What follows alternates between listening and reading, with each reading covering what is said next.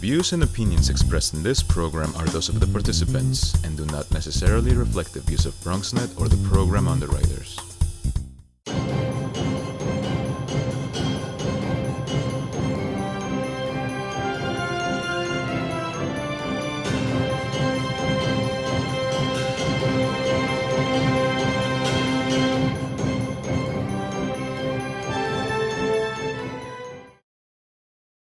Good evening, and I'm calling to order this meeting of Community Board 12, our transformation to greatness. Our transformation to greatness. We're going to keep that in mind. All right. So what I want to do first in the public is, our public gallery. So anybody who wishes to speak, if you would raise your hand. Okay. I'm going to ask if you could kindly mute your speakers or your cell phones. All right. Thank you. So we have first up is excuse me for the first name. Gakare is the second name. Okay, good. All right. So the first speaker now, you have 3 minutes to present your case. And I'm going to ask my second vice chair, John Isaac, to please keep it on a time, to be the timekeeper. And he'll let you know when you're about 30 seconds left. Okay? All right, John? Okay. All right, go ahead. And can you pronounce your first name, please? Right, my first name is Wahanga, and the last name is Gakere. So you were very close. Thank you so much for trying. Okay. Haven't met a lot of us here, but I have been together with the community for a couple of years now at the Mind Builders Creative Arts Center. And it's a pleasure to meet with everybody here. Madaha, who leads us, tells me a lot about this community. So it's a pleasure. So the reason I wanted to speak to you today is to just present to you our work at Mind Builders, and thank you for your support, for being with us all these years. Mind Builders has been around for the last 42 years and has served children, teens, adults for a variety of programs that we designed to build, self-esteem, character, create an appreciation for many cultures like mine. I'm from East Africa. And each year, over 1,000 families participate with dance, music, arts, theater, and so many more that we have at our center at Orlinville Avenue in the Bronx. And so now we're recruiting for the summer program, and we've had really enthusiastic people come through, and we are inviting everyone to register. And we'll put the link on the chat, just so you're able to see a little more of our program, put our number on there and our website, just so you're able to communicate with us. And I especially am hoping I will be able to appeal to our young men, our young boys. We've got really enthusiastic young women joining the program, and I would love for them to be joined by our young men in our community for our program, especially the folk culture program that allows us to find out about our people in the community and learn how to document them. So basically that's what I wanted to present to you today, and of course thank you for the overwhelming support we've been receiving. Please note also that Mind Builders is following CDC guidelines to keep our staff, students, and families safe. So I will take this chance to put on the chat all our information, and of course if you have any questions, please reach out to us, and thanks again for the opportunity. Okay, thank you so much. Now, are you substituting for Opal? Yes, indeed. Paul is my colleague, and she's the one that usually is able to join this community. Unfortunately, she couldn't join us today, but I guarantee I have her blessings. She blessed me to be with you today. Okay, thank you so much. Thank you so much. Okay, so if you put that information in the chat, okay, and everybody could access it. Everybody really, for those of us who's been around for a lot of times, we do know Mind Builders very dearly. Okay, Okay, so the next speaker is L. Smalls. L. Smalls. If you could just lower your hand, all right? Okay. Okay, thank you. L. Smalls. Yes. Good evening. Okay, How is everybody? I hope everybody's doing well. okay. I usually come to the meetings when everything was normal. This is my first time being on WebEx with you guys. I've been in the community all my life. I'm over 50 years old, so won't go into how much more 50, but I've been here, seen the community change, been part of this community for, like I said, all my life. I had a question because I heard, I actually live on 228th Street, and I heard that the buildings down the block were turning into shelters. So I don't know if you know that, and I know that in order for that to kind of go through, it has to come through the community board. So I don't know if you've heard anything about that, because that is a concern. Okay, Yeah. George? Yeah, this was something that we dealt with last month as well. We've dealt with the previous month. We have a constituent who was a previous homeowner who was spreading rumors about the block. If I'm not mistaken, this was the Ursula. Correct me if I'm wrong. This was the Mona Richardson. She attended our April meeting. I think the address. Different person. Oh, it's different. Yeah, 228 in White. I'm working on it. So this is a different address then? Yeah. So what is this issue? They think that the building is being turned into a homeless shelter, a hotel, but I haven't found any evidence yet. What's the address on 228? I don't have it on me. One of the numbers, one of the buildings is 723 or 721. Okay. And 711 and 715, something like that. Right, because there's 3 buildings. What kind of buildings are there? They residential, 5-story? Yeah? It's about 6 floors. I don't believe they have elevators, but it's about 6 floors, 5 to 6 floors. And it's as you stated, it's several buildings then? Right. So there's a total of 6 on this block, and then you have the private homes, but those are at the end, more closer to White Plains Road. So the ones I'm hearing are the ones across the street from me, and there's 3 on the right and 3 on the left. So I'm hearing the ones on the right, where the pharmacy used to be years ago, and now it's a gym. But on that side, those 3 buildings I'm hearing are turning into homeless shelters. So I just want to know, how did that happen, or is that true? I don't know. So that Urs.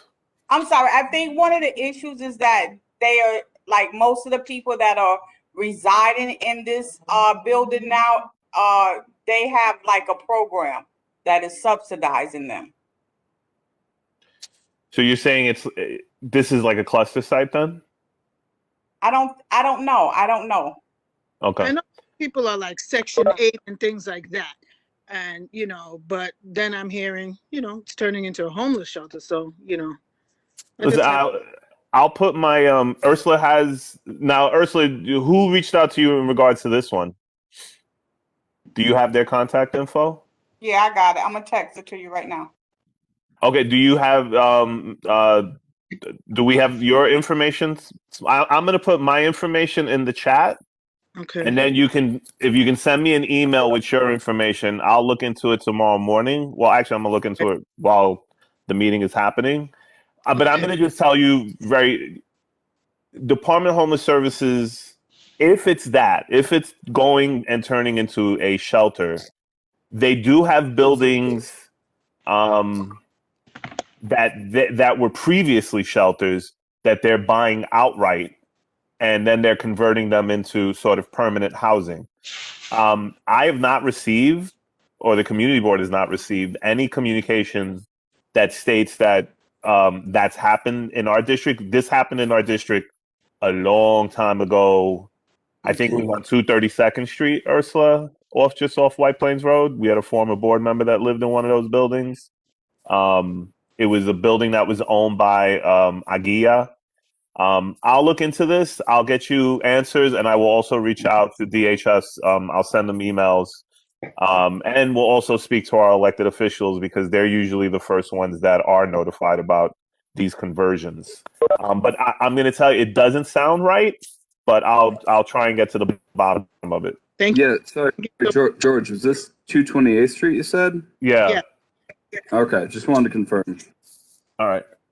Yeah, I'll copy everybody on the email. I'll copy Ivan. I'll copy you, and I'll copy our council member's office and let everybody know. Thank you. Okay, so next we have Judy Hudson. Judy Hudson, you have 3 minutes. Okay, thank you. Good evening, everyone. I'm with the East 222nd Street Block Association. George knows. Hi, everyone. Hi, Judy. Hi. Hey, Judy.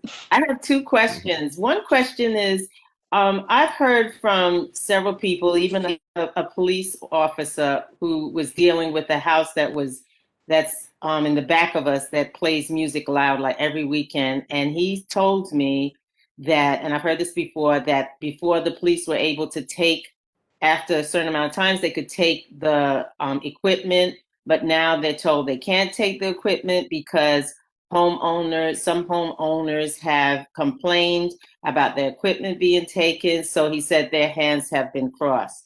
Now, my question is this a law that was passed, or is this something that the precinct has decided that they don't want to do anymore? Because I can't understand any amount of homeowners who would have told the police that we don't want you taking the equipment of somebody, or I can't understand a homeowner complaining that the equipment is being taken unless they're the homeowner who is playing the loud music.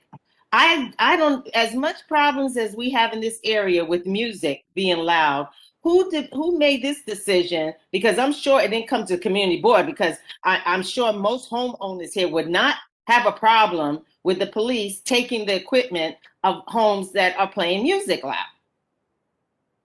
So where's this coming from? Is this something, because if it is a law, I'm willing to get a petition together and I'm sure many homeowners would sign that we want the police to have the ability, if people are playing their music loud, to take the equipment.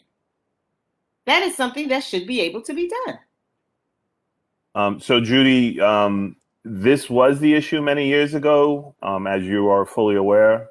But I can say as of 2 or 3 years ago, the policy was changed. Now, I don't know if it was a policy change because the city council voted on a law, but police officers are not allowed to go into people's homes. So if you have a complaint, what the policy is now is that they go knock on your door. They say that we've received a complaint and, can you please turn it down? Most people do oblige. They turn it down. As soon as the cops leave, they turn the music back up. The only way to effectively deal with these types of complaints are to have a sound meter. So one of the things that we've asked through budget consultations, which the community board does get involved in, is making a request to have all police officers trained and all patrol cars to be equipped with sound meters, so that when a police officer responds to a domestic residential sound complaint, they can write the appropriate summons. But cops are not going into homes. They're not confiscating speakers. They're not confiscating amplifiers. That is no longer the case. Yes, I understand that, but I'm saying, is this a policy or is this a law?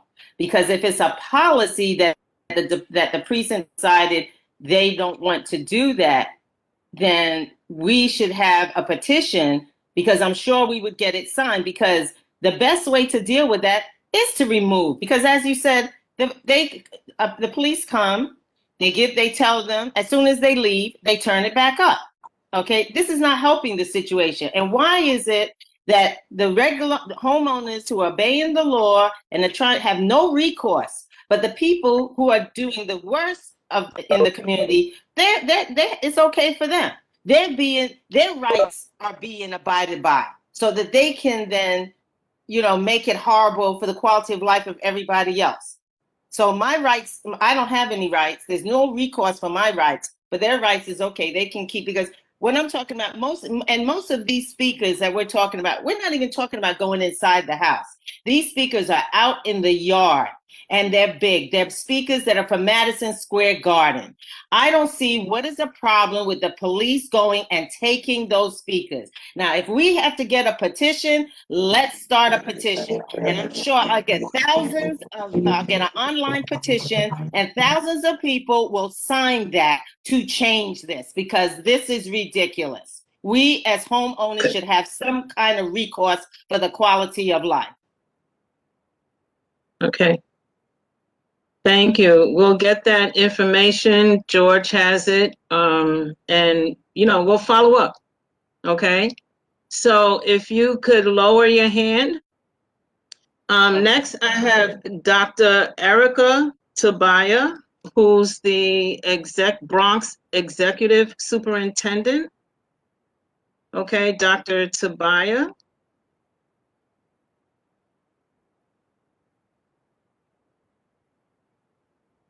Hi, everybody. Hello. Can you hear me? Yes. So I'm just here to listen and to kind of introduce myself. Johnny Goff invited me tonight and she gave me the link, so I appreciate that. It's good to be here and to listen to some of the concerns. Some of you may know me. I was the principal of PS 41 on Olinville Avenue for 12 years. I was also a teacher there for 14 years, and I was an assistant principal at 194 on Zariga Avenue, so I'm very familiar with the District 11 school community, and I know Community Board 12 is a little overlap some other school districts, but my current role is the Executive Superintendent of the Bronx. I took over for our current chancellor, so I wanted to introduce myself and make myself available. One of my goals and some of this concerns that I see from the school lens is how can the schools and the community boards work in a closer relationship? Because there's some issues with the schools that I feel like in the CECs, and there's not like a good working relationship across the Bronx from what I see from the school perspective. So I'm hoping that we can form some new partnerships together to have better communication, and specifically with new construction. I know the community board has a say in that, and we're having some issues around the Bronx in where new schools are being proposed, and that there really isn't a need, and there's not good communication there. So I'm hoping to form a partnership to get kind of a coalition across the Bronx and how we can work together and communicate. So also, anyone has any questions for me, I'd be happy to answer, and I'm happy to come back at other meetings also. So it's nice to be here and meet everyone. Okay, thank you. You can actually come to our next education committee meeting. That would be good. And you could then elaborate, and we could really talk about this collaboration. Okay? Okay. So if you let me know when the meeting is, Johnny, gosh, she knows how to get me and give me the info. I'll be happy to be there. Perfect, perfect, perfect. Thank you. Okay. So next, we have Pauline. Pauline. Hi, good evening, everyone. Hello, Pauline. How are you? Good. So this is my first time attending a meeting. I did reach out to some community people about the problem that I'm having on the street that I reside, the 3400 block of Kingsland Avenue.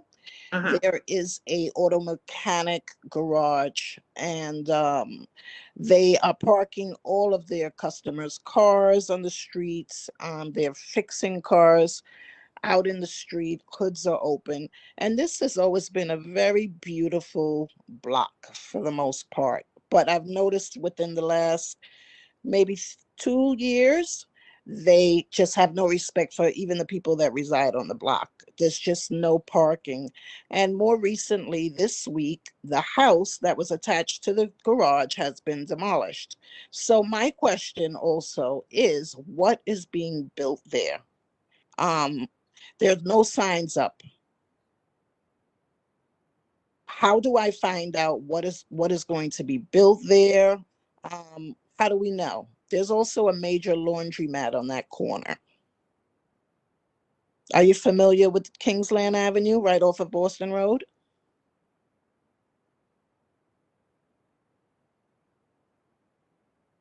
for some, hello? Sorry. Yes. Yeah. We. Yeah. I'm actually Google Earthing it as you speak. So in the meantime, I'm just gonna say that auto mechanic place has been a problem since they've been there, since I've been here. Okay. Yeah. Which house are you referring? Do you have the address for the house that was 30 demolished that you said? 3452. 3452? Okay. Yeah. All right. I mean, I don't want to prolong the meeting, so I can get your information and then I'll follow up you via I put my information in the chat for everybody. My email address is there. My phone number is there as well. So if Pauline, if you can, just send me an email with your contact info, and then I'll get you the answers you're seeking.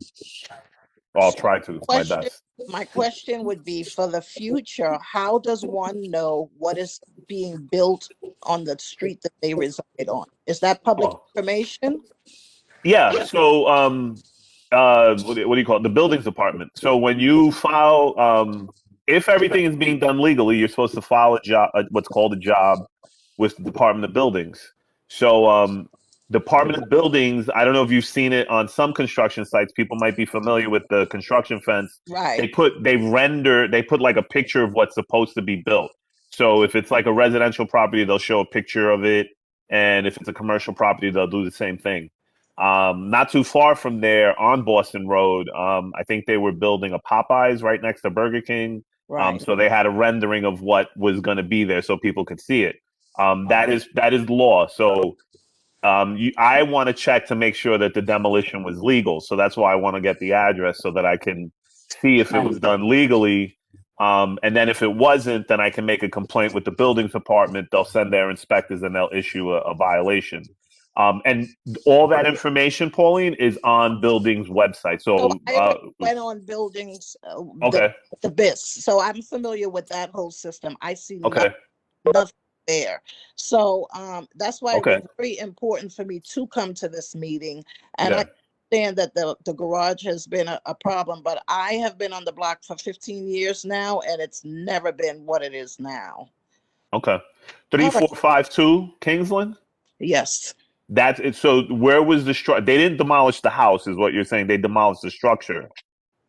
What did they demolish exactly? The entire house. The parking The garage. whole house. The parking garage is still there, but Okay. everything else is gone. All right. I will look, and if I don't, like you said, you already look, you didn't see anything. I will issue the complaint. I'll make the complaint. I'll ask for an expedited inspection, and hopefully we'll get somebody out there, tomorrow, because that would be insane that they were able to demolish a house. Alfredo, did you look it up already? Go ahead. I got it, George. No, I don't see anything. They got an open violation that was sent to executive on the 17th for work without a permit.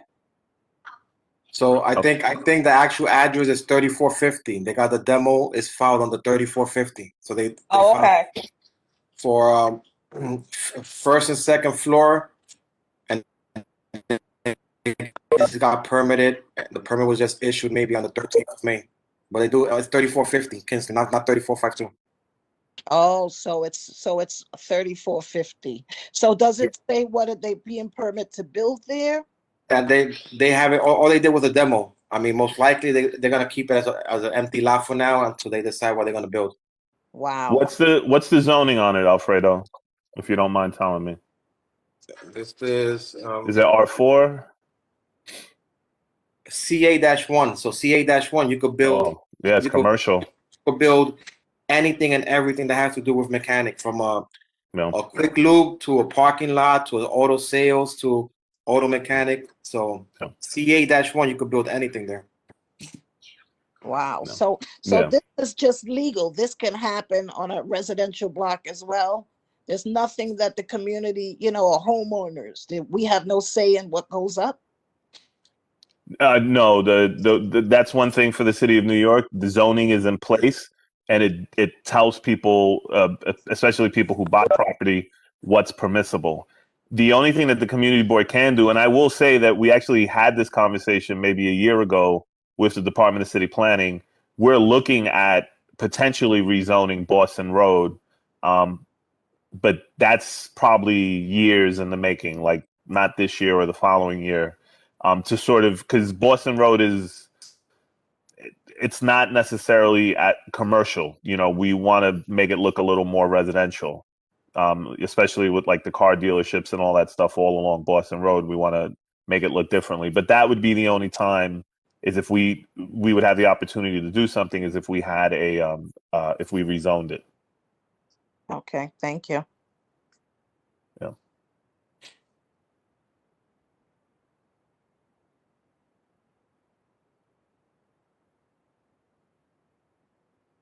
I think you're muted, Ajiria. Next. Tyrell Carrillo. Sorry about that. Tyrell Carrillo. Good evening. Can you hear me? Okay. Yes. Good evening. How's everybody doing? Doing okay. All right, good. All right, my name is Tyrell Carrillo. My wife and I own T. Carrillo Funeral Service. We've been in business for 9 years. However, we had a grand opening here on Bronx Boulevard and 237th Street. I guess most of you are from the neighborhood if you remember the old catering hall, Somerset Hall. So we're located in that building. Again, we're on Bronx Boulevard between 237th and Reed. We're black owned, we're family owned, and we're excited to be in the neighborhood now. We serve many families from the neighborhood already, and we're looking to continue to build relationships with the neighborhood and support any community efforts that anyone may have, any organization. So if there's anything that anyone needs from us to support the community, definitely invite you to feel free and reach out to us. Okay. All right. Well, thank you for that. All right. So as I see right now, there are no more public gallery speakers. Okay. So with that being said, the public gallery is now closed. Okay. And that's we're going to end that. And now we'll go to our elected officials. If there are any elected officials that are here or their representative. Let's see. Hi, yes, Ivan Meds here from State Assemblyman Jeffrey Dinowitz's office. Yes, hi, Ivan. Hi, how are you? Okay. Ivan will be signing on in just 2 minutes, so I invited anybody else to speak, but he should be on shortly. Okay.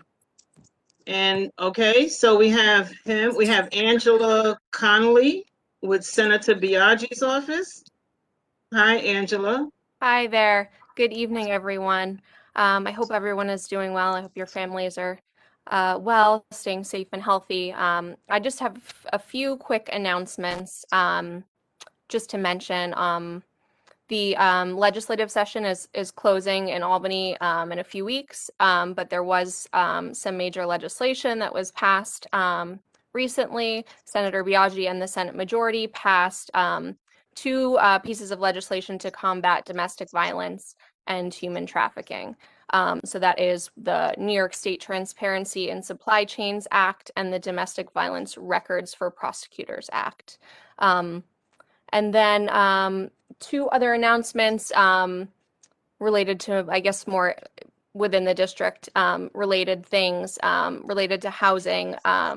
So the first big news is that the city's Section 8 waiting list is open for the first time since about 2006. So if anyone needs assistance filling out that application, or if they have any questions, or if they have anyone who needs assistance with filling that out, please feel free to reach out to our office.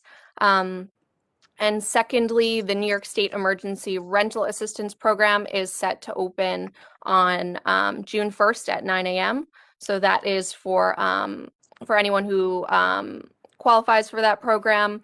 It helps, both tenants who are struggling to make rent due to COVID-related issues, loss of job, major changes in their life, things like that. And of course, it helps landlords who need that money in their pockets. So that is great news. Like I said, that is opening up on June 1st at 9 a.m. So I'll put that link in the chat, and I'll put the link in the chat to the Section 8 waiting list application as well. And as always, feel free to reach out to our office. You can reach us at 718-822-2049, and I'll leave my email and our constituent services email in the chat as well. Thank you for having me. Okay, thank you. Thank you for coming. Now we have Bronx DA Marilix Santana Tavares. Good evening, everyone. Sorry, I'm at 3 meetings at the same time. So our office, sorry, let me just lower this meeting down. Our office has 2 upcoming events. The first one will be Friday, June 4th at Slattery Park, 183rd Street and Valentine Avenue. That is our gun violence awareness march. So that's where the march will begin at 183rd Street and Valentine Avenue at 4 p.m. and it will end at 194 and Valentine Avenue. And at the end of the march, we'll be having a resource fair as well. On June 26th, that is a Saturday, we're having our gun buyback event. It will be within the 46th precinct. It's going to be at Christ Church on 800 and Forest Avenue. The time we still don't know yet, but as soon as I get the flyers, I will email it to everyone. Sorry. So if anyone has any questions, feel free to contact me. Okay. Or my colleague as well. Thank you so much. All right, now we have Sabriana Campbell, Councilman Dinowitz. Good night, everyone. Sabriana. Okay. Yes, hi. It's fine. Okay. Good night, everyone. Here on behalf of Councilmember Eric Dinowitz, just wanted to share our office is conducting neighborhood office hours throughout the district twice a week. I've placed my cell phone number and email in the chat so you guys can save it. As our schedule is completed, I will send it out to George and Ursula so that they can share it out with everyone in CB12. But thank you for having me on behalf of Councilmember Dinowitz. Okay, thank you so much. And I know that we're waiting a little bit for Assemblyman Dinowitz, but are there any? I'm actually here. Oh, hi, how are you? Good, how are you? I'm good, thank you. Yes, sir. Okay, I'm going to be as brief as I've ever been. No, I'm going to be brief because usually as brief as I've ever been is really not that brief. Okay. So I'm just going to make one announcement. I just want to tell you a quick story. So shortly after Carl Hastie became the Speaker of the Assembly, so this was in 2015, I don't know if this was 2015 or 16, we together got a chunk of funding to redo the Wakefield playground next to PS 16. And we, with much fanfare, we made an announcement. We were so happy because when I saw that playground after visiting PS 16 at some point, I said, this is all concrete. There's almost nothing there for the kids. So we put in, I forget how much already. I think it was over $1 million into the budget for Parks Department to really create a playground there. You know, there were like 2 playgrounds. There's the playground side, and then on the other side of the street, there's sort of a basketball. But they're sort of 2 separate entities. Anyway, we got that money, and every so often I say, where's the playground? Where's the playground? They go through a whole process. Finally, after all these years, even though the money came in several years ago, they're going to start. They're going to start. So at some point, I hope soon, we are going to see a beautiful new version of the playground for the kids in Wakefield. And I would say good things are worth waiting for, but honestly, no one should have to wait this long. And I think this shows that the Parks Department probably something has to change a little bit there, because when we get funding, we want to see results. The people in the community want to see results. So we didn't get the results so quick, but it looks like we will. So anyway, that is my entire report. I just want to say I really feel good about that, and I can't wait If there's one thing better than a groundbreaking, it's a ribbon cutting, because a ribbon cutting is actually the culmination of events, and the community had a lot of input into setting up like what should actually go into the playground. So I can't wait to see it. Anyway, thank you, Community Board 12 members, for all the work you do, and that is the end of my report. Next month, I'll report on the end of the legislative session. I don't want to get into that right now, but I'll do that next time. So thank you.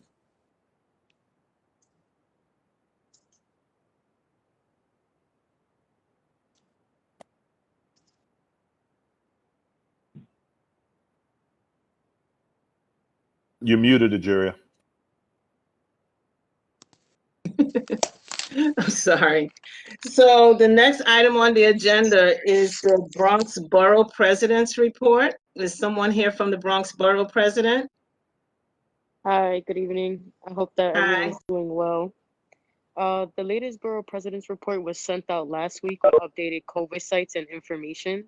Anyone Okay. who has not been able to view it or has not received it, please let me know. As far as reappointments, letters will be coming out shortly to board members, so keep an eye out in the mail. And if anyone has any questions for me, please feel free to ask me in the chat, or you can email me and I'll place my information there as well. Thank you. Okay. All right. Thank you. Thank you so much. All right. Well, the next item on the agenda is the Community Board Chairperson's Report. It was sent out. As far as it's really about all the meetings that happened in the month of May. And I don't want to read through the meetings. I'll just tell you that they did have a good meeting from the Department of City Planning and Housing and Preservation, where board members were invited. And what they did was they told us the process for developers in the community and how we can stay on top of knowing when the developers are going to come here. Because a lot of times we find out about developers, it's after the fact, it's way after the fact. But they did give us the timeline as far as how developers come and how developers are funded. All right. Then we had Library Cultural Affairs Committee. They had a great presentation as far as will and estate planning that was presented by Mr. Hugh Campbell. That was an excellent meeting.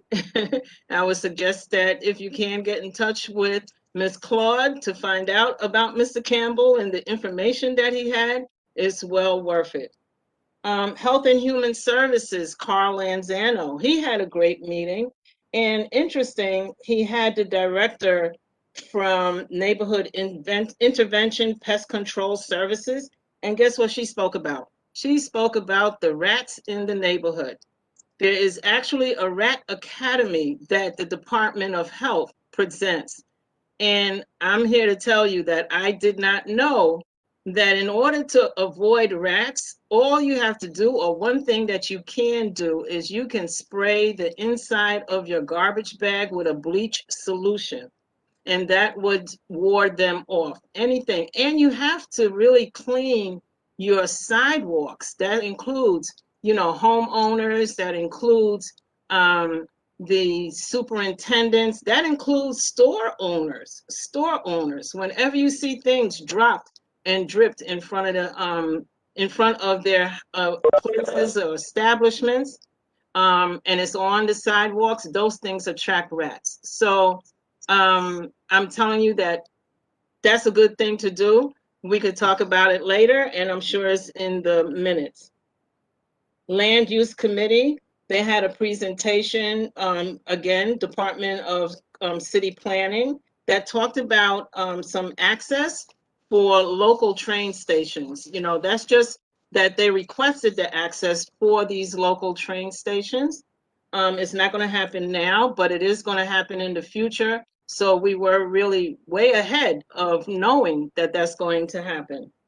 Parks and Recreation also had a meeting. It's all in the minutes, but it included, just to know that Parks is hiring for the summer. That was one of the things that came out of the meeting, amongst a whole lot of other things that came out of that meeting. Transportation, capital projects. They were talking also about a project about having e-bikes in the neighborhood. Then we had the executive board meeting. We talked about committees having to revise their mission statements. You know, these statements are from 2000. And I'm sure that there's work that's being done now that is very different from what those mission statements are for the most part. So I really need everybody to, you know, just give me a sense of how you want that mission statements to change. Raccoons, Miss Benitez, I'm not sure. I got a raccoon problem in my garage too. They have me always having somebody come in to build stuff, and they actually chewed through some wood that I had up there. But raccoons is another story. Okay. The East 222nd Street, Miss Benitez and I were on that meeting. We talked about the board, but Ms. Benitez was able to present quite a bit of information as far as the Economic Development Committee. And I see that Ms. Hudson was here from that committee meeting, as well as Ms. Pamela Johnson. And then the 47th Precinct Council meeting, that was a presentation that was made. That's in general, the precinct council meeting. And I do advise that we all kind of attend those meetings, because you hear things that are important, that's important to the board. A lot of it is about what the board could be involved in, but also that they had a presentation and they mentioned that the YMCA, the Edenwald YMCA, is opened as a vaccine site, that they are issuing the Moderna vaccine at that site. So that was it for the chairperson's report. All the other information and any detailed information about that these reports are in the board or in the minutes, and you could read them in the minutes. Okay. So then I go to the district manager's report. I'm actually not sure if I shared it with the board, so I do apologize. But it's only about our reopening efforts. Ursula and I have returned back to the office. We're not full time. We're working remotely, but we try to alternate so that someone is in the office every day. Most times we're in the office together. But just as a word of caution, this doesn't mean that we're doing constituent walk-ins. Everything still remains the same. People have to call us or email us in regards to any complaints that they receive. As you can see, we're all still participating virtually. And the one, I guess, request that I would have of the elected officials that are here is that the open meetings law is amended in the future to allow for us to continue this process. This evening, we had upwards of 70 people participating. That's a good turnout, but imagine if we were to be able to couple this with what we're doing in person. I think it would be really great. And I think we're streaming live tonight, first time on YouTube. So we didn't want to make an announcement because we were unsure. We tried to do this last month, but we had to register first with YouTube in order to get the okay for them to do that sort of thing. But we finally got it. So we are now available on YouTube, Facebook, and Channel 67. I'm watching us on Channel 67 as I'm participating here on. So we're trying to get ourselves out there as much as possible so that the community can see us in different venues. So I'm multitasking here. I'm on the computer trying to read the chat, but I'm also on Facebook trying to make sure that I answer any questions that come up on that. And I guess I'm going to have to shift to YouTube at some point to see if somebody's writing on that as well. So that's my report for tonight. Okay.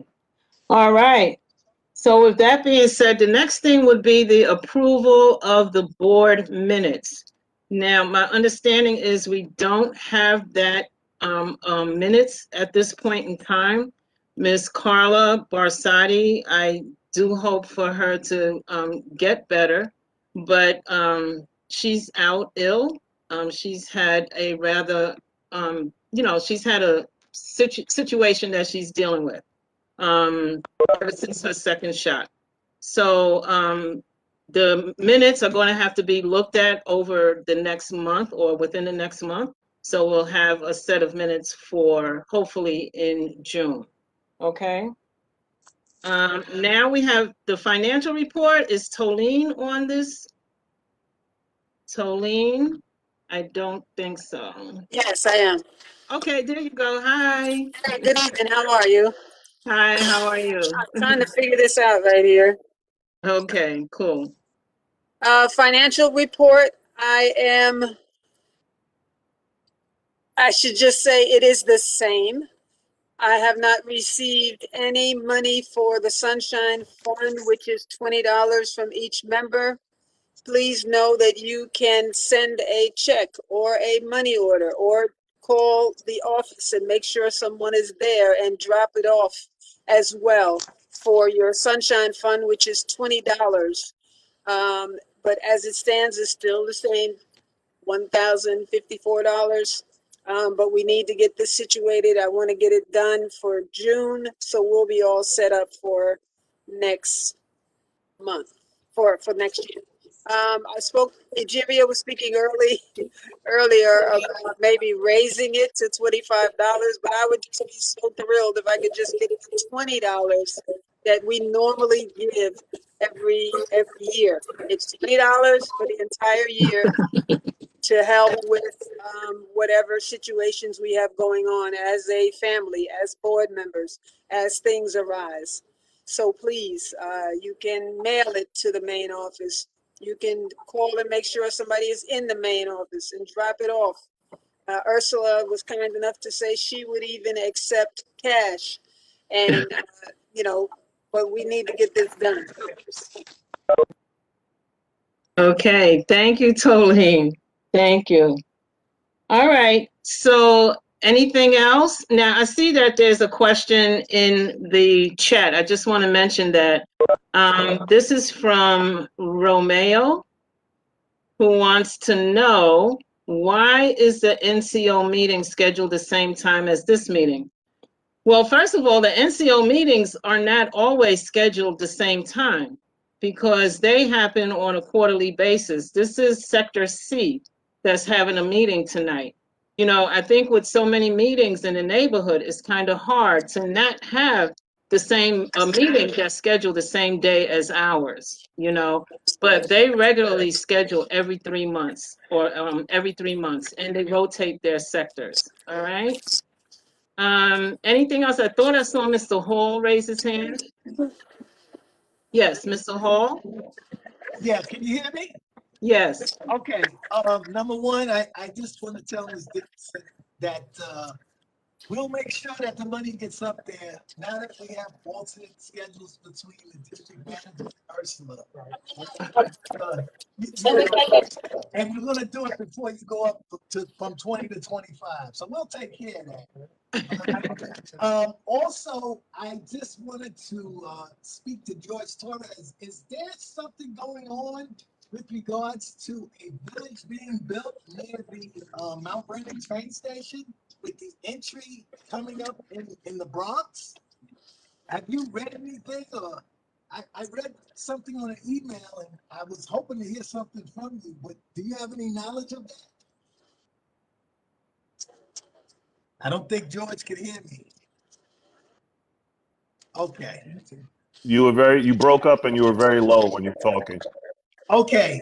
Is there something being built near the Mount Vernon train station that has an opening in the Bronx that we need to concern ourselves with?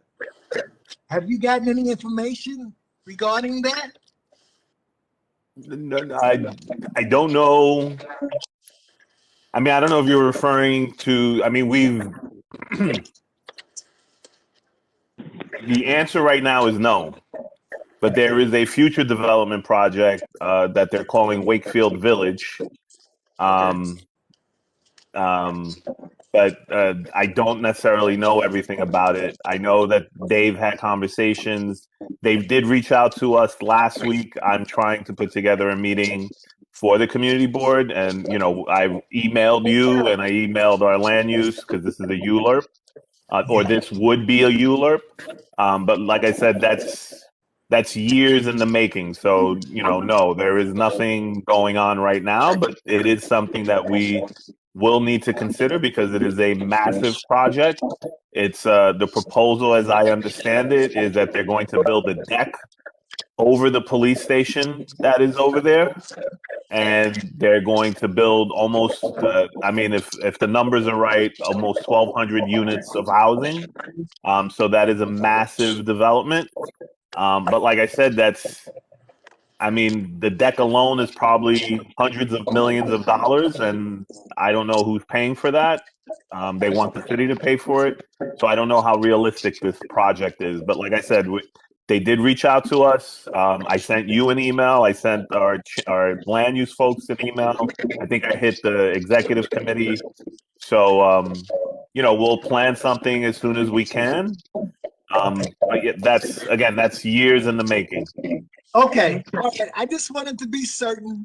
And last but not least, I just wanted to let everyone on this call know that the only remaining development as far as the New York City Housing Authority is concerned in this community board district is Gun Hill.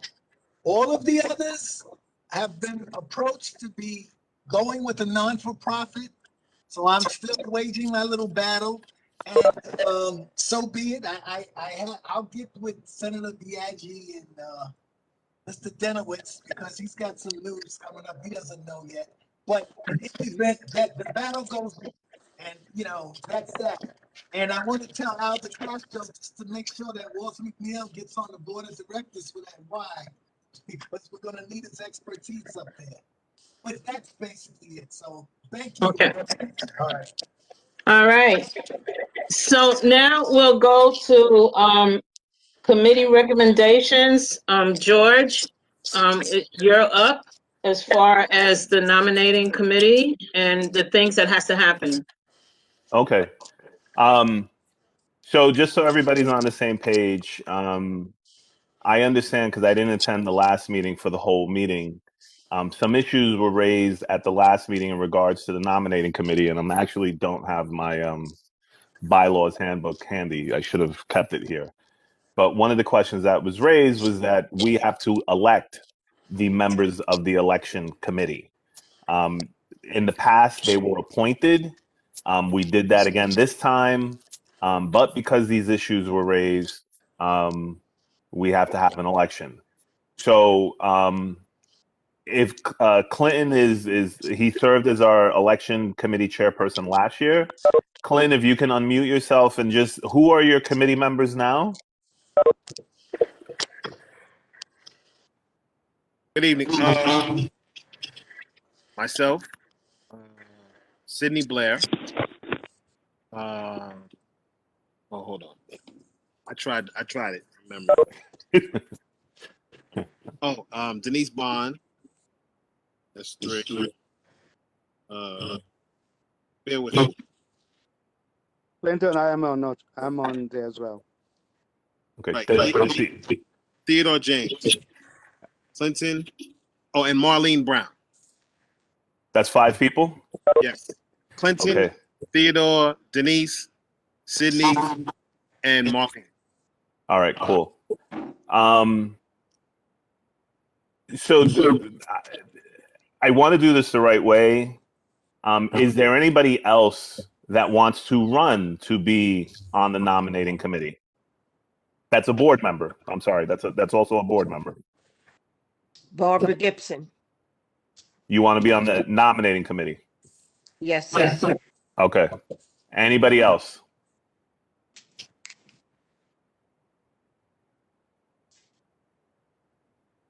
Johnny Goff. All right. So that's all right. There she goes. Anybody else?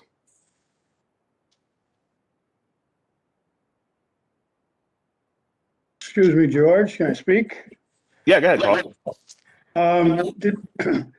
I think there are more than a few members on the board that don't like the idea of people that are running for office being on the election Nominating committee. committee. I agree. So I know it was It's not in the minutes. But I'm wondering if we could vote whether or not that any member, since we don't have a board, an election board now, that we can vote on whether or not somebody that is running can or cannot be on the election committee. No, you raise an interesting point. Yes.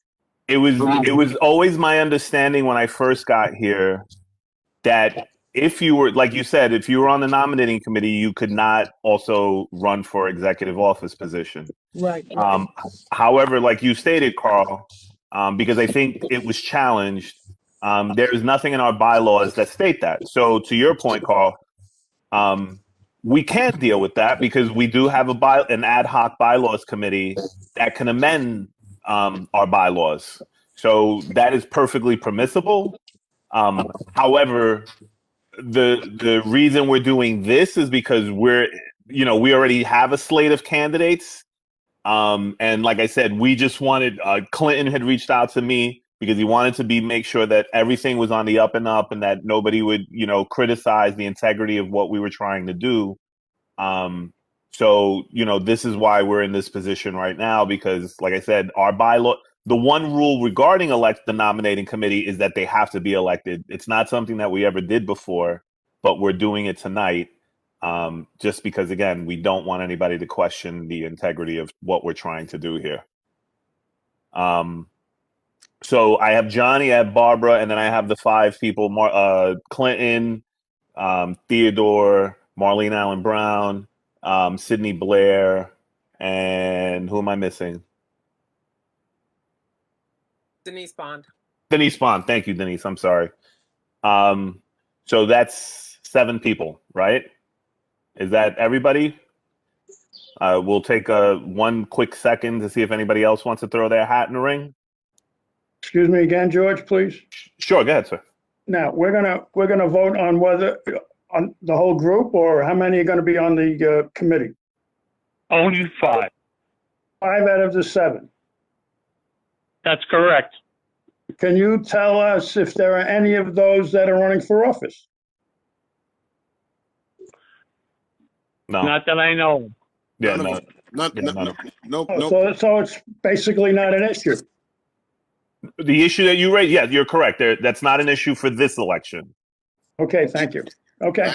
Last election, there was someone on the committee that ran for a spot on the executive board, and that person was taken off the committee. So that's something that we did last time too. Okay. Okay, fantastic. So if it's okay with the board members, because I didn't know that we were going to have actually people contest it. So I would have created a poll, or we could have created a Google Doc similar to what we would do for our election committee. I can create the Google Doc tonight. I can send it out and to the board members, give you 2 weeks to vote. And whatever comes back, we'll just announce and we'll give everybody the results on what the vote. I guess the only question then would be, see, this is what makes it difficult meeting and virtually. We can take a voice vote tonight too, if you guys really want to get this squared away, because votes only count if you're if you're doing it now, like in person. So similar to last year, you could vote, but your vote would only count if you attended the full board meeting, because that's how you officially get counted. So I think we had last year, for example, we had 35 votes, but only 33 counted because 2 board members did not attend the full board meeting that we had in that September to certify the election results. So it's up to you. If you want to have sort of not a secret ballot, but if you want to have a ballot, we can do it the Google Doc way. We'll have another meeting in 2 weeks where everybody will have to record their vote. Just certify their vote by attending. And then that'll be the official nominating committee. But then the only thing that I would say is we then have to create a resolution tonight stating that we're going to extend the current executive positions until September because everything gets pushed back now as a result of our actions. George, can I say something? Sure, go ahead, Carl. Well, that would be a must because in June, when when the committee recommends the people they chose to run for office, then we take nominations from the floor, and we'll be in the same position. So we can't make a final decision to all the votes are in, and that won't be before our September meeting. You're correct. And actually, thank you, Carl, for raising that because we did receive a request. Because of the format, because we're meeting virtually, some board members felt that they wanted to speak to the board and articulate the reasons why they were running before we opened up the ballot for election. So when one of the ideas that we came up with, and maybe we can use actually the same time frame, is that 2 weeks prior to the full board meeting in June, we would have a nominating committee meeting where all the candidates would be given the opportunity to speak, why they're running for a particular position, and then we would open up the balloting that evening. And then 2 weeks from there, when we had the full board meeting, then we would certify the vote. So we can kind of do that now, but if we wait till the second week of the second Thursday of June, we can certify the nominating committee because now we have 7 people who want to run. So we can certify who the nominating committee is going to be, and then we can do the resolution at our June meeting extending the current executive leadership until September when we would actually take the vote. That's George, legal. I have a question. Yeah. Yeah, if there are going to be 7, if there's 7 people on the nominating committee and we're going to be electing 5, it means we're going to have to vote, and maybe we all have to vote for 5 persons, and then the 5 with the most. That's why we're doing it this way. Yeah, no, Ted, you're right. That we have to vote for 5 people because the nominating committee, according to our bylaws, can only be 3 to 5 people. Okay. So is that okay with everybody? George, there's a question in the chat. Oh, okay. As long as we see the voting. Yes, all our voting results, even on the executive, is open to everyone. Let me see. 2 last time. Too many people unmuted at once. All right, no. 2 people last time. No weighted voting. Yeah, no voice vote. Okay, so no voice vote. As long as we can see the voting results, that will be available to everybody. Good idea for candidates to speak. Did you resolve the issue of running for 2 positions? Oh, yeah. So thank you, Dina, for that. Again, there's no preclusion in our bylaws. So, yeah, anybody can run for multiple positions. So theoretically, I can't do it because I'm not a board member, but if George Torres wanted to run for chair, first vice chair, second vice chair, treasurer, secretary, and now we created the record. So we now have 6 executive positions because we now have the recording and the corresponding secretary. So you could theoretically run for all 6 positions. Right? We created the the recording secretary, right? Yes, that was approved. Yes. Okay. So yeah, there's 6 positions then. So yeah, theoretically, yes, Dina. Anybody can run for multiple seats. But again, to Carl's point, we do have an ad hoc bylaws committee that can address many of these election issues. And they will be. Can I suggest if somebody's running for multiple offices that the voting start with the offices from the bottom rather than the top? So that if somebody's running for a higher office doesn't win, they might want the second one. I suggest if they're running for the lowest office and they win, if they accept it, then they're out. I think, yeah, no, that's a good point because I think we do have someone who's running for multiple positions. The question would be, what happens if that person wins the higher office? Like, would they would they resign the commission for, and then what happens with the vote? I think those are sorts of, I think you're right, Carl. We have to figure that out. And unfortunately, we kind of have to figure that out on the fly because, again, our bylaws don't address that issue.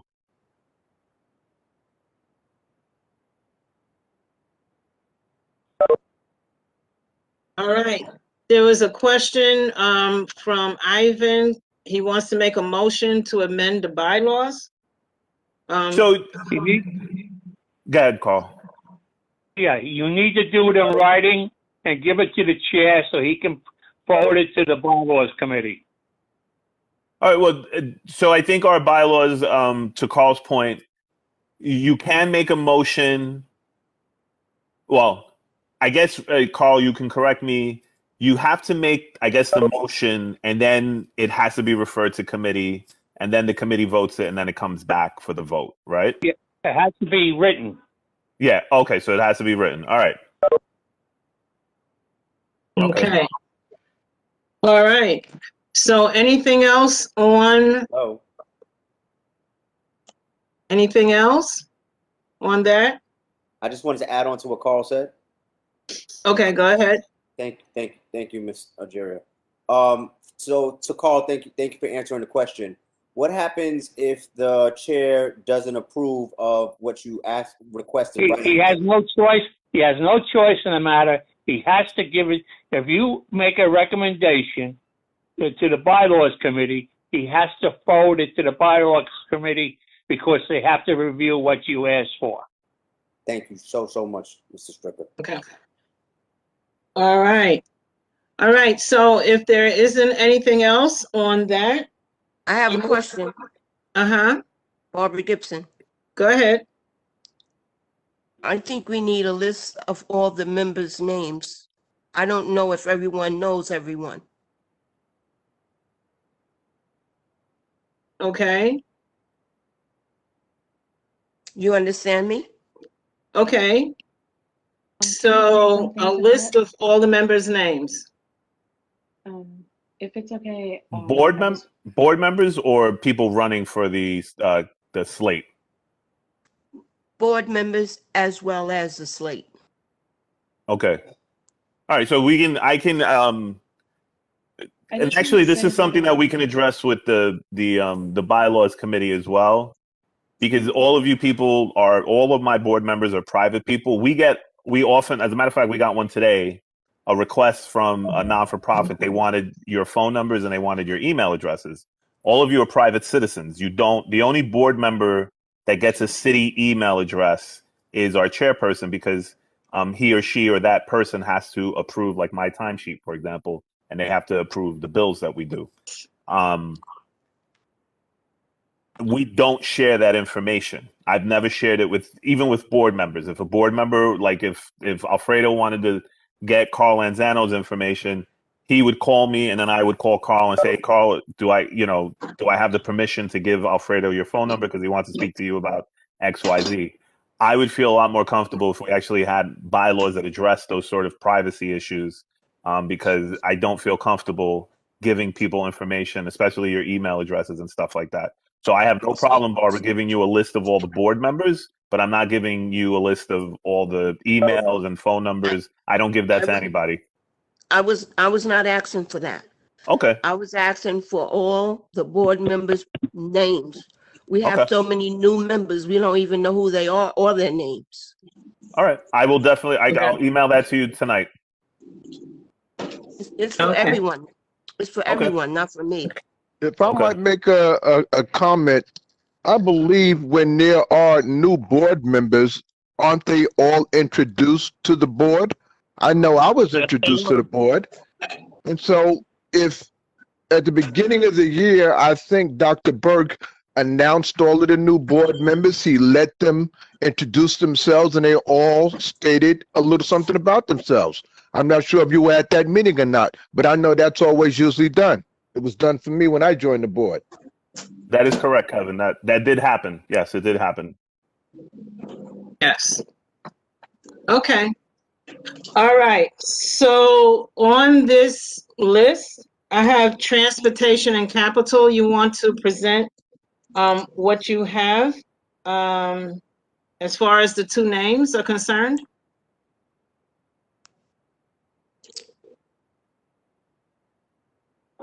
Hi, Jerry.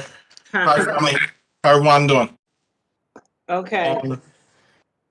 Again, the Transportation Committee met on May 13th, and the New York City Department of Transportation presented its pilot for the e-scooter program. I'm just give you a short synopsis of what happened. There were 3 companies chosen, which were Lime, Bird, and Vio.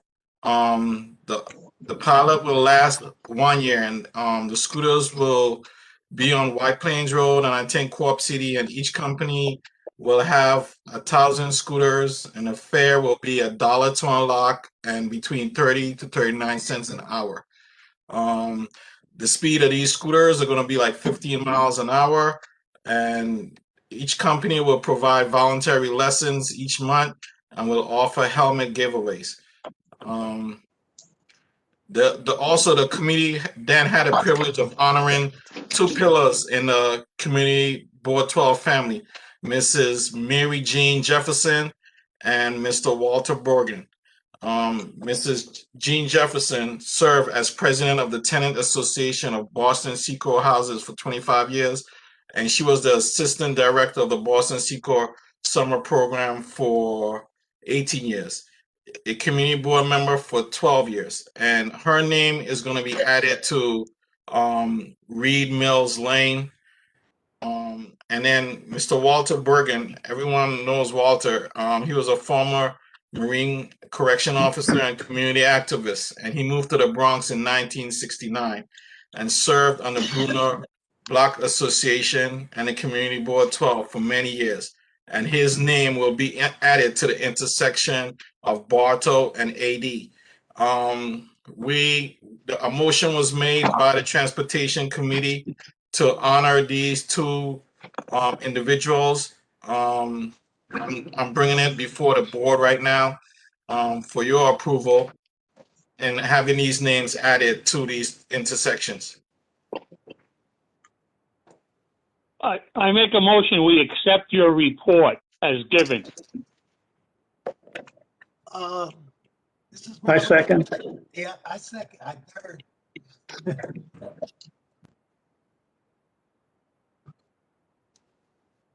I have a question on the name of the street that's going to be named for part of Reed Mill Lane. Yes. It is in, from what I know, Reed Mill Lane is in 2 sections running off. One off the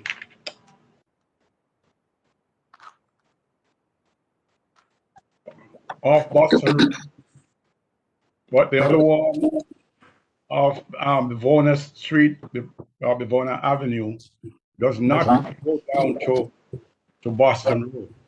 So how is that to be explained? Ursula.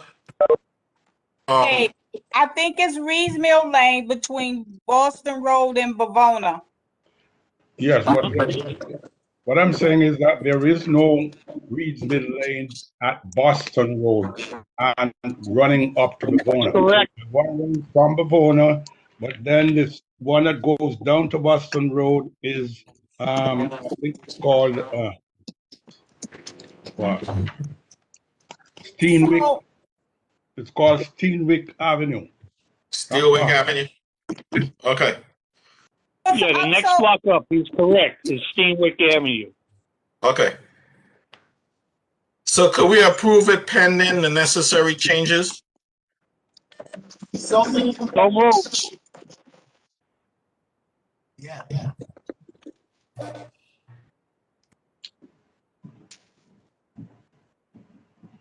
So if that's, go ahead, if that's approved, are we going to take a vote on it? Yes, we have to take a vote. Go ahead, Cole. Yeah, a vote must be taken. What we have to do is vote on the amended location. It would be on Reeds Mill Lane between Steenwick and Bavona Street. And then we can, when we make the motion, we'll make it on the amended location. And then we'll take a vote on to approve what the Transportation Committee recommended, so we can move on with sending a letter to DOT and the City Council so we can get the ball rolling. Okay. And I support that. So can I get a motion so we can move forward? I'll make the motion for you, Barbara Jimmy. Gibson. Barbara Gibson. Yeah, Barbara, you want to make the motion? I make the motion that we pass it. No, that's not what the motion. Oh, The correct. motion. I will. I was going to make the motion. We make a motion that we change the location of the Transportation Committee's report from between Bavona and Boston Road to between Bavona and Steenwick Avenue. So it'll be Reeds Mill Lane from Steenwick to Bavona. And that will be renamed for Miss Jefferson. Okay, I second that motion.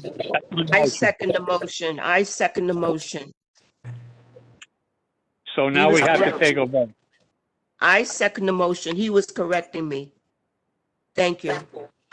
Okay. And Jean So now we can Jeffries, I take was a with vote. her when she was president, and I was too. I support it, yes. Are we taking a vote now? We have to take a vote, yes. Are we ready to take the vote? Call the question. Okay, call the question. I'm getting ready to do a roll call on the first motion. Hussein Abdul, excuse. Judith Benitez, aye. Egeria Bennett? Aye.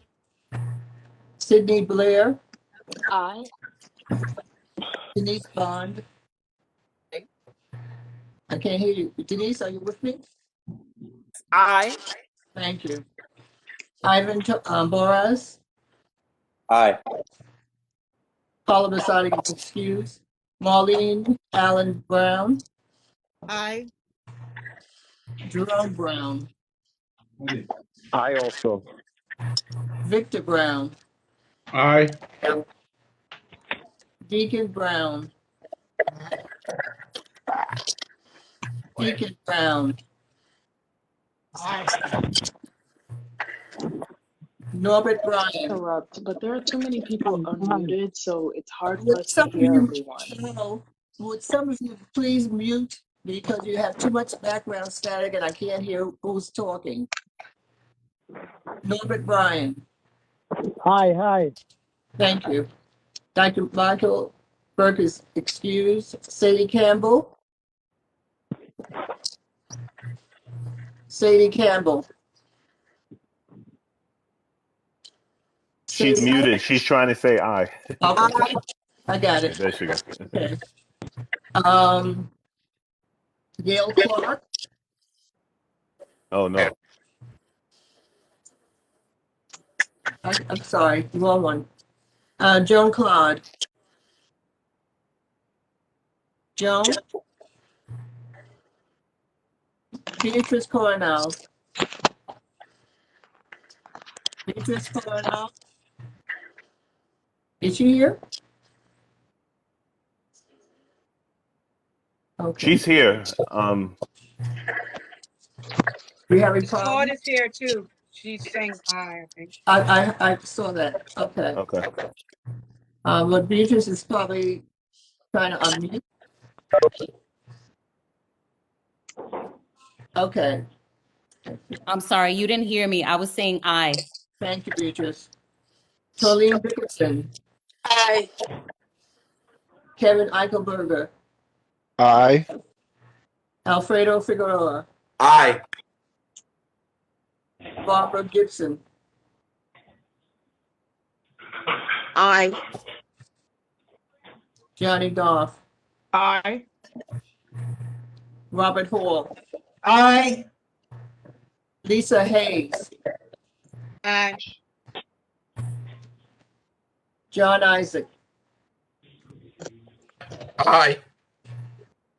James. Aye.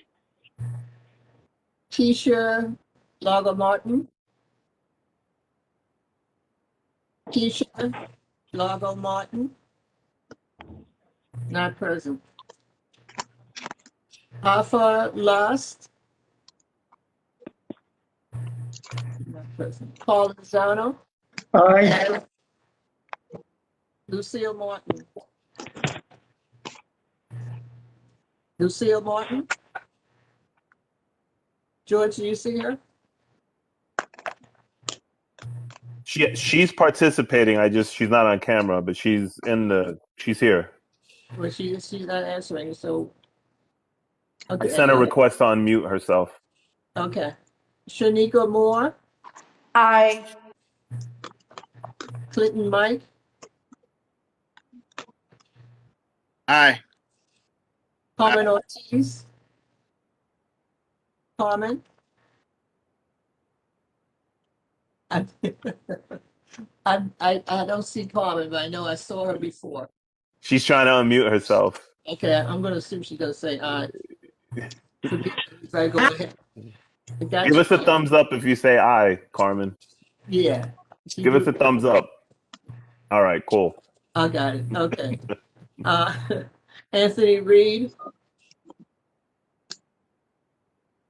Dr. Dina Robbins. Aye. Harry Singh. Aye. Carl Stricker. Aye. Thank you. The ayes have it. Yeah, and then I could say aye. Okay. So Carl, we need another motion, right? That was just to accept the minutes of the meeting, or? Yes. Yeah. Okay. Yeah, so how you do that? I make a motion that we forward the request to the necessary personnel in the city government on the approved recommendation of the New York of the Transportation Committee, and I would ask the secretary to just take ask if everybody wants to vote the same way, and then we don't have to take the roll call. And Carl, that would be for Yes. both names. Would that be for both names? Yes, both names. Okay, good. Only one we corrected was the Jeffersons, Okay, good enough. who was a dynamic woman, by the way. Okay. I agree. Okay. Are there any changes from the motion that was carried before on the voting? If so, please tell me your name. Are we all in favor? Aye. Aye. Aye. So this Aye. is Aye. It's unanimous. so it's a motion carries. It's unanimous. So that'll be sent out. Thank you. No, thank you.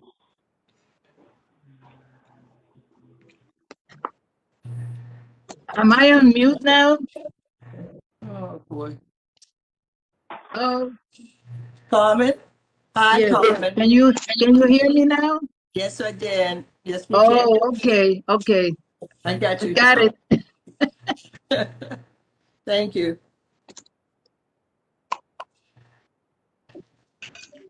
Madam Chair, Vice Chair, it's all yours.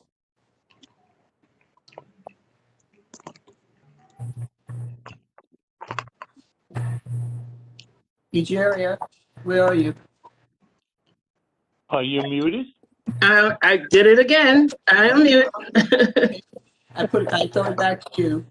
I'm sorry. I'm so sorry. No problem. All right. So Economic and Business Services Committee, they have Smash Burger and Just One Tavern. Are you? Yes. I'm sorry to interrupt your conversation. I have, you're right about the first two. Jusia, La Estrella, It was on the stove. I thought it was. and Just One Tavern. So it's 4 altogether. Oh, wow. Okay. And I'm going to make it very simple for everyone. You just have to read my minutes in reference to them. One is is a new application, Jusia LLC. It hasn't opened yet, but it's supposed to be one of those natural food and fish, no meat. That's going to be opening pretty soon. I think it was located at 3003 Eastchester Road. And that's a new application. And the other two, La Estrella is on Burke Avenue, and I think everyone knows about them. They've been around for many years. And they're going up for a renewal. And Smash Burger, everyone knows Smash Burger. And Just One Tavern, which is over in Katona Avenue. And they've been around for 6 years. It's just a simple pub, and they're up for renewal. So, like I said, please read my minutes, and you'll see what transpired. But these are the ones that we are recommending to the board that we approve. Okay, so are you voting tonight, or is there a vote that's necessary for tonight? Yes. Okay. Yes. So you got to approve my minutes. Yeah, I make a motion that we approve the committee's report. Okay. I second it. Okay. And all in favor on the approval of the committee report? Aye. Aye. Aye. Aye. Aye. Aye. Okay. Aye. Any noes? Any nays, recusals? I abstain. You abstain, that's Victor Brown, isn't it? Sure is. I got you, Victor. That's an automatic. We should know that. I know. Anyone else abstaining? Any recusals? Anyone that is a partner or a friend or whatever of any of those establishments? Okay. Well, I only have one abstention, so it's going to be times carried for the approval of the minutes. So I'll make a motion now so we can move the meeting along. I make a motion. We approve all the recommendations of the committee and forward this information to the necessary agencies. Do I have a second?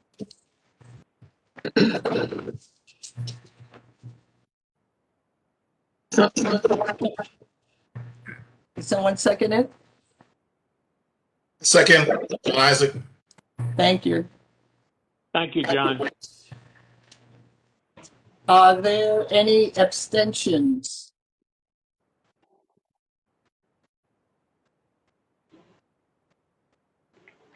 Victor, I think Victor is abstaining. Am I right, Victor? Yeah, but I'm changing it to nay this time. Oh, okay. Gotcha. Anyone else? Any recusals? Any additional nays? Is it the board saying yay to all? Yay. Yeah. Thank you.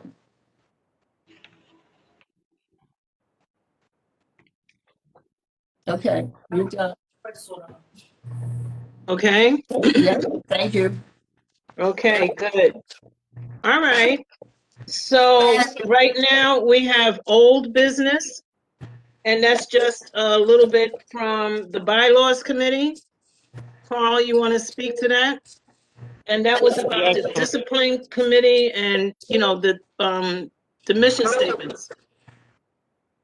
Yes, what we're gonna look into, number one, the discipline committee will be formed by the next board meeting. Okay. Because we're gonna have a meeting of the bylaws committee on the disciplinary, committee recommended and asked for by our borough president. As well, I should say mandated by him, but that's, you know, so we should have that in place. Your mission statements, we're looking to see if we want to incorporate it into the committee itself in the bylaws, or you can keep it separate and your mission statement doesn't have to appear in the bylaws. But my feeling is, if somebody's looking at the committee and they think they want to join one of them, it might be good to have the mission statement right in the bylaws. So we're going to investigate that at our next bylaws meeting, which George, I hope will be soon. Okay. All right. So otherwise, we don't have anything else on the agenda. I'll be waiting for Mr. Boris' request to change the bylaws, and we will, if we have it in time, we will vote. Look at it this month in June. If not, we'll look at it over the summer and come back in September. Okay. All right. Good. All right. Anybody else? All right. So now we go to new business. And this was alternatives to the upcoming mandatory inclusion housing proposal. The recommendation was to look at 3 community board properties available to be developed. And on that, I will turn to Mr. Singh. Mr. Singh. Hi, yes, I'm here. Thank you very much, and good evening, everyone. Earlier this evening, I sent out a spreadsheet indicating the list of locations and what a few members came up with in terms of suggestions. And as I'm speaking, I'm trying to pull up the spreadsheet so I can read for you.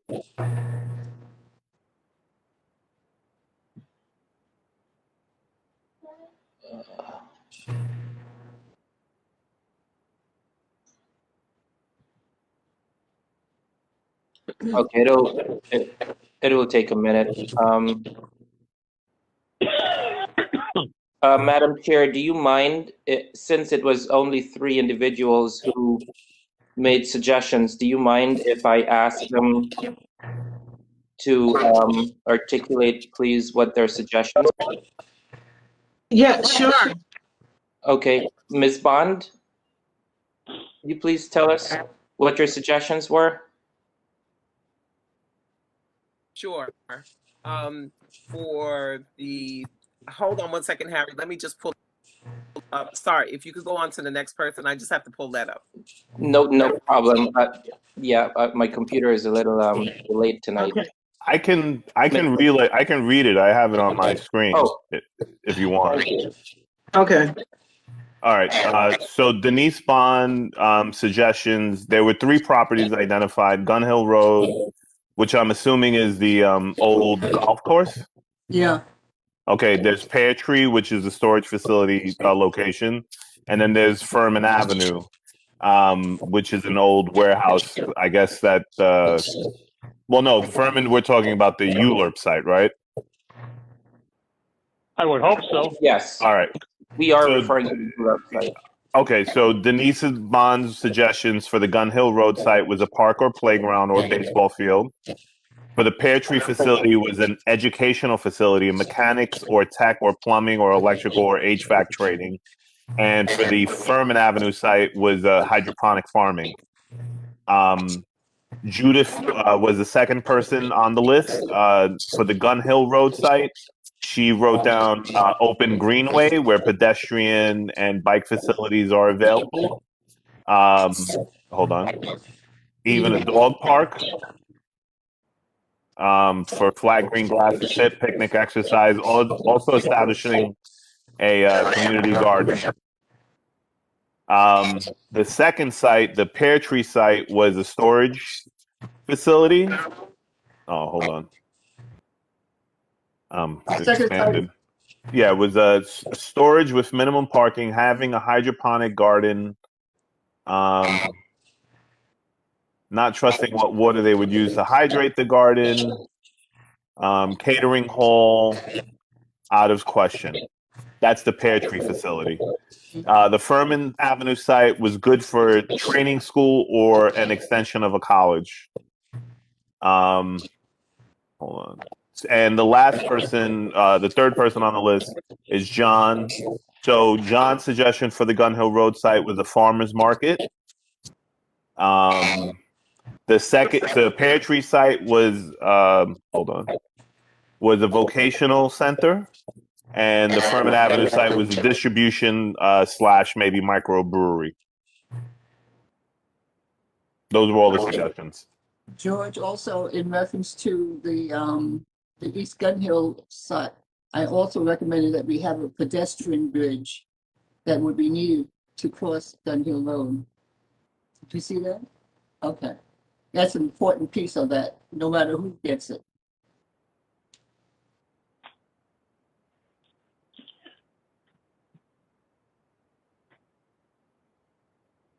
You're on mute, Egeria. All right, I'm sorry. Dr.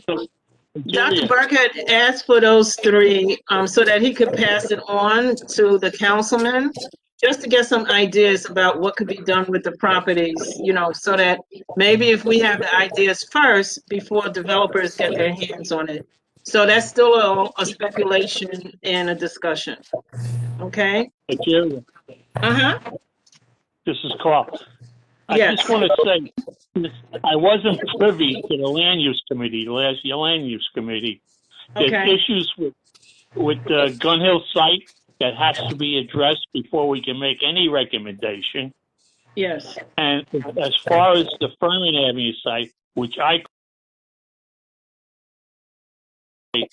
is that basically the developer already has the blueprints and the plans to build affordable housing there. And we asked the developer that we would like to see him put an elevator in for physically disadvantaged people so they can get close to the train. Now, he said he was going to come back, and then boom, the pandemic hit. So I think we should give him the courtesy of coming back and see what he has to offer us. Okay. Because he owns the property, and he was looking for a minor zoning change so he could build, I think it was 9 stories. So, and the other one, technically, even though EDC is the golf course, even though EDC technically owns it now, it still belongs to MTA because it was originally they were originally going to build storage facilities there and shops, and instead they built it on Surrigger Avenue. Now they're probably going to look to put the repair shop in for the new electric buses they're getting, which won't be a gigantic shop because they're not going to have them ready to the year 2040. But if the MTA does get what they want, we can pressure them to get what we want. I want to see a farmer's market in there. I think that's one of the greatest ideas because the area needs it. And but I just want to give you a head. I'm looking for more ideas from the local community. It's a shame we only got 3. But we have to take a harder look at those properties. Pear Tree Avenue, they're already building something there, so as a right. So I don't know exactly what they're putting in because they haven't got back to us, unless they talked to George since we turned them down. I don't think so. Okay. All right. All right. Hey, Carl. This is just to speculate, pieces of property that there are in the neighborhood, so that's one. Will the MTA land be vacant until 2040 is a question from Adriana. The question is that they won't be using the facility until they build it. And right now, they only have 55 electric buses. And I'm going to tell you something. The electric buses have to come with better improvements because the battery on the bus, when it's on a route, only lasts 4 hours, and then it takes 7 hours to charge it. So, I mean, it's as far as I'm concerned, as of now, the batteries they have for the electric buses are a waste of money. The electric bus costs $1.5 million. I mean, I think they could use that for accessibility and other things in the meantime until we get a battery that can last for a long time. Okay. And don't Question, please. Question, please. Yeah. Yes. The builders on 241st, is it possible we can have storefronts in the buildings? They Their are. facility? On White Plains Road, the original plan showed the whole length with storefronts downstairs. And we were going to have input to what type of stores we like to go in there. We were looking for a higher end store than the local bodega and, so forth. We were looking for a better type of store. But, fast food places, not so much. We were looking for like a nice restaurant or something. That's what, and they were going to come back with what they looked up, but they have never, like I said, the pandemic just shut that whole process down. So I don't know exactly where we were. I thought they were coming back last month for a meeting, but they didn't. So we have to wait and see what they want to do. But they own the property outright, and they can build X amount of floors. I think they can build 7 floors now, but they want a variance so they can put 9 floors in because they want to put a gym in the building and open community room and stuff like that. Something educational. Okay. Yeah, well, I tell you, I like to see a vocational schools go somewhere because I tell you, not everybody's fit to go to college. Yeah. All right. The one big problem I think, in education today, everybody's pushed to go to college. But if you want to be a mechanic, that's an honest job. Okay. All right. All right. So John has a question. John has his hand raised. My comment on that whole Gun Hill site is that site actually, based on the vegetation, there's a high water table over there, and that whole area should just stay impervious. That means it should stay as green as possible because it helps with the flood runoffs and all that stuff. And we don't need any more malls around there. We don't need the mall where the Planet Fitness and all that stuff has a whole bunch of empty storefronts in it. We don't need any more. That's just my comment. Okay. I didn't Mr. recommend Hall? I'm sorry.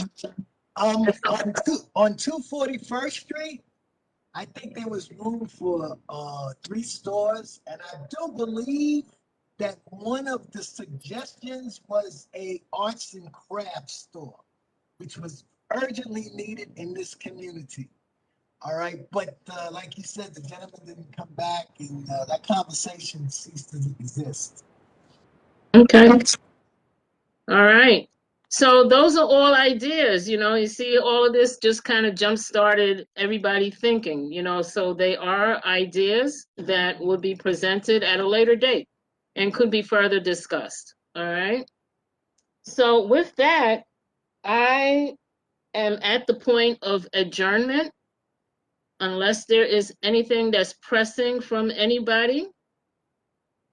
All I want to say, Jerry, is that everybody should keep Memorial Day in their heart. Okay. For the people who made the sacrifice so we can meet like this and discuss what we want for our community. Okay. Could I say something? Yeah, Yes. there we go. Good. Thank you so very much. I really appreciate the way we are trying to build community. But I still feel like we're kind of like working in silos because we're hearing a lot about an educational center. But right now it's really all of us just giving our ideas of what we feel the community wants. But the best way right now for us to see what the residents in the community want, aside from what we think they want, is to fill out this survey. I think you've all received it. I've sent it out. Ursula has sent it out, this community survey. And we only have 88 completed surveys, which isn't really representative of the population. So we have great ideas, but we really need to hear from the residents. So if everybody agree. could really help us circulate the surveys, there's about 35 of us. If we each try to get 50, that would be what, close to a little bit over 1,500. It would be some sort of representation. It'd be a small sample. Ideally, we will want maybe 3,000, 4,000, 5,000. So I really implore and urge you all to help circulate, go to your small businesses, restaurants. I've created a flyer. And Sydney's been helping a lot too. My committee members have been helping out too. But if you can help circulate small businesses, even laundromats, maybe they can post it for us. It has a barcode. All people have to do is take a picture of the barcode. It takes them right to the link. It's in Spanish and English. That's really how we're going to get an account of what the residents in this community want, aside from what we think and assume that they want. Yep. So please help. Okay. I see that the 222nd Street Block Association said send it to their email. She put her email in the chat. So you can send the Thank you so survey. much. And I'll Okay. put my email address there as well. Thank you. Julia, Okay. did you see what I put in the chat? Yes, I saw the thing that is going on. Let me see. Could you let everybody know about it, or I can? Yeah, go ahead. Okay, good evening, everyone. This is Dina Robbins. I am, as you know, the president of the Association for the Study of African American Life and History in the Bronx branch. And on July the 12th, we will be having the first official government-sanctioned Abolition Day. And Abolition Day, it will be the actual 194th abolition of slavery in New York State. And many people are not aware that there was ever slavery in New York State. However, New York had the second largest number of slaves in the country, by the way, and many of them were domestics that worked in the homes. So Governor Cuomo has signed on to say that the second Monday of every July from henceforth will be recognized as Abolition Day. We are having something in Hafen Park over there in the valley. It's going to be from 11 a.m. to about 5 p.m. Poetry, this, that, whatever. If you want to speak, if you want to be there, to support this event, it would be great to see each and every one of you there. Okay, cool. Thank you for that. Mm-hmm. All right, with that. To Ursula, and she can send it to everyone. Okay. Okay, cool. Thank Cool. you. So I want to say, thank you everybody who was on this meeting.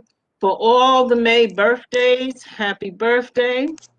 For all the May anniversaries, happy anniversary.